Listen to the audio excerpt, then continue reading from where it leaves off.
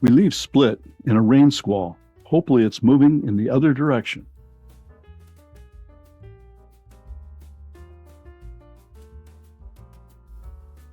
Our first stop is in Milna on the Island of Brač. Our good luck, the rain stops and blue sky appears as we approach Milna. I'd say that sailboats are popular here, and tourist charters too. This quaint little town of less than 1,000 people was settled in the 16th century. We hop off our speedboat for a quick walk around the town. Our Lady of the Annunciation Church was built in 1783 in a Baroque style. The charming old town has some interesting doors.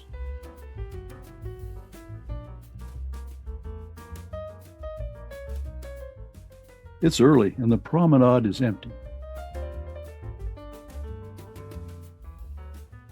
Time to leave Brač and head toward Hvar.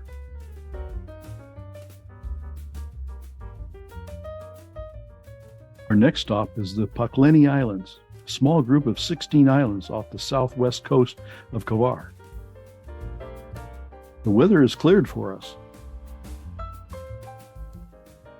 The islands are a popular sailing destination. We head for Palmijana on the largest of the islands, St. Clement. Here there's a large protected yacht marina and a popular restaurant. It's our stop for lunch. We try to act the part, one of the yachting set. The food was great.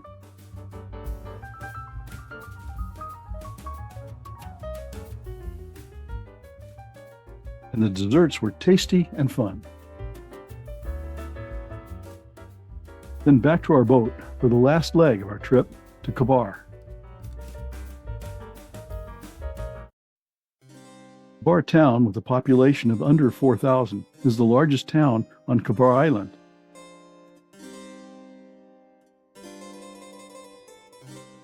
Ferry brings tourists from Split, Dubrovnik, and Korčula. An impressive fortress looms over the harbor. It's a beautiful town with its red tile roofs.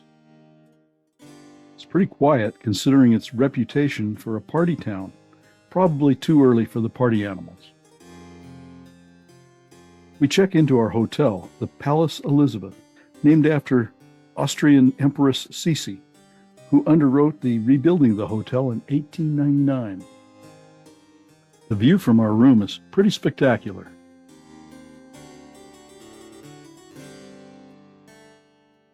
Time to do a little exploring on our own. In front of our hotel is a 16th century loggia, which is all that remains of the governor's palace. The Venetian lions over the entrance to the loggia remind us that the Republic of Venice ruled here from 1409 to 1797. The town square is lined with restaurants and bars and Renaissance buildings. St. Stephen's Cathedral anchors the east end of the square. Off the square, there are several picturesque, narrow streets that we could easily get lost in. There are some interesting architectural details that are very Venetian in form and decoration. I don't know if the boy is fishing or daydreaming of playing for his favorite soccer team, Hajduk Split, or maybe both. The advertisements in front of this club provide some insight into the party side of Hvar. There's Women's Night and the Beach Palooza at Carpe Diem Beach. Back to the Palace Elizabeth to unpack and get ready for more exploring tomorrow. After breakfast, we meet our guide, Ivana. In front of our hotel is a small park honoring a native son, Ivan Votvich, who pioneered the use of fingerprint identification. Hence the mosaic of a fingerprint in front of his bust. Ivana takes us down the narrow streets lined with Renaissance buildings.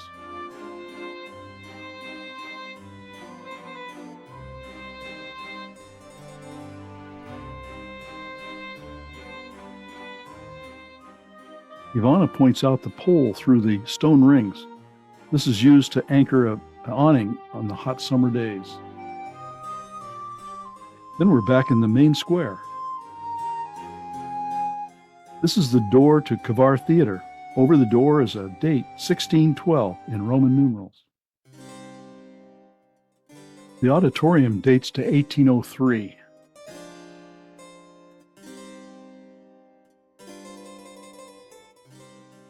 We get a great view of the square from the second floor of the Arsenal building. The town is full of palaces with Venetian architectural details.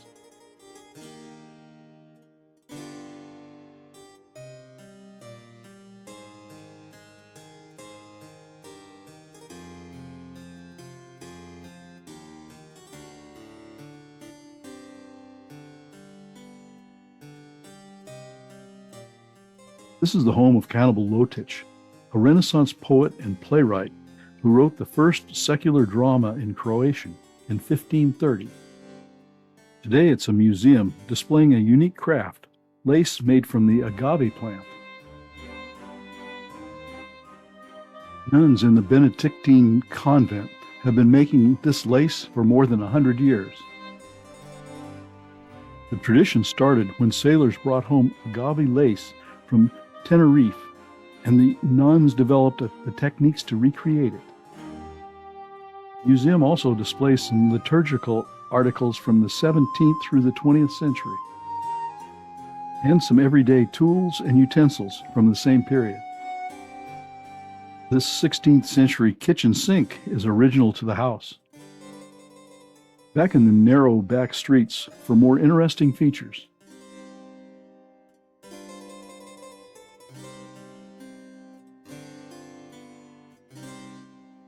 Ivana points out this well inscribed with the date 1475.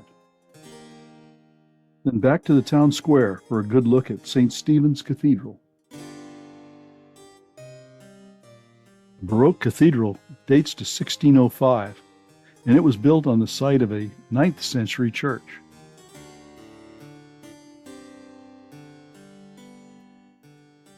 As we leave Hvar Town, this sign gives some good advice to the many visitors. We're going across the island to Stari Grad. Stari Grad means Old Town. This is the site of the original Greek settlements in Hvar in 384 BCE. That makes this one of the oldest continuously occupied towns in Europe. This is Tvrdalia Castle, the summer home of Petar Hektorovich, a Croatian poet, 1487 to 1572. This fish pond is the center of the house. It's surrounded by a loggia. Above is a small tower with a dovecote for birds and a garden terrace.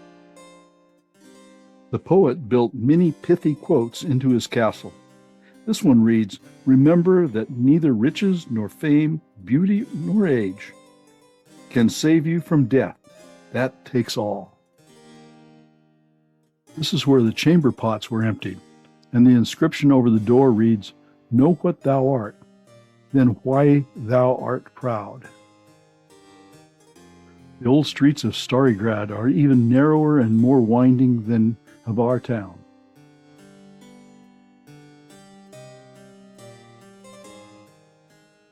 This plaque informs us that this modest house was built around the same time as Columbus first traveled to America, and Leonardo da Vinci painted The Last Supper. Ivana says we need to try this local specialty, a spicy cookie. We've seen this combination door and window elsewhere in Croatia. Ivana explains that the shop owner enters through the door and then sells his wares through the window. The Church of St. Stephen is dedicated to the martyred Pope Stephen I. The bell tower stands apart from the church. It was completed in 1753, but the inscription says that the stone blocks on the lower part of the tower were part of the city walls of Pharos, the Greek settlement. Hvar Square was built in the 17th and 18th centuries. Houses on the square are a mix of Renaissance, Baroque, and folk architecture. Ivana leads us out of Hvar Square and back to the promenade to meet our driver.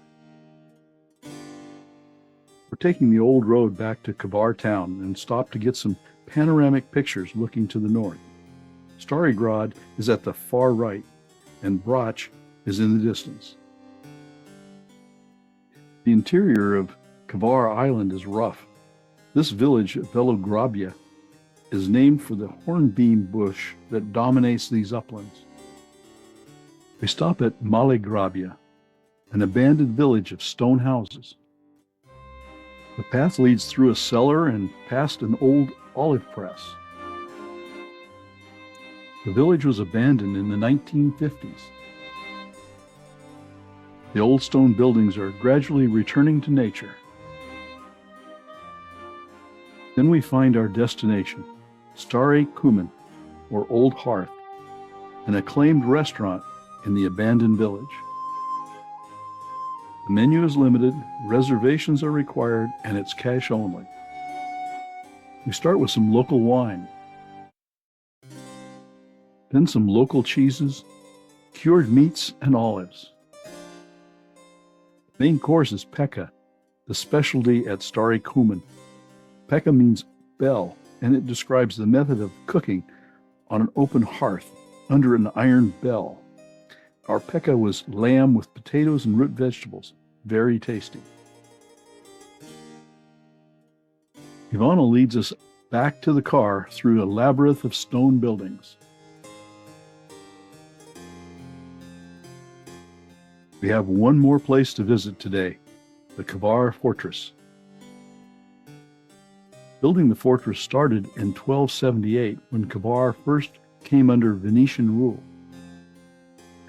In 1551, a new fortress was built in place of the earlier one.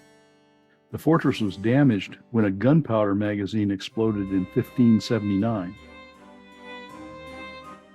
The fortress was repaired in the 17th century, and Baroque defensive bastions were added. The last army barracks were built in 1775. The town walls date from the 13th to the 16th century. The cannon are not original to the fortress, but it's easy to see that they would offer a formidable defense for the city and the harbor. Today, the fortress offers the visitor great views of Hvar Town and beyond.